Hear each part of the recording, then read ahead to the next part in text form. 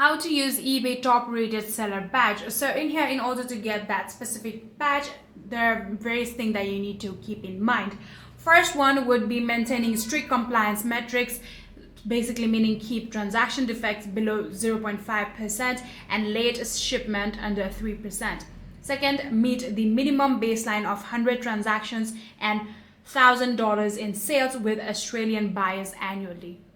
Another would be once like the eBay automatically awards your account to the top rated tire stages, what you're going to do is ensure the individual eligible listing after 30 days return policy and 1 day handling items. Last step would be confirming the top rated plus seal badge appears visibly on your public listing to secure the 10% final value fee discount. And that is exactly how you will be able to use your eBay top rated seller badge. If you guys do have any further queries, please let me know in the comment section down below. And that is it for the video.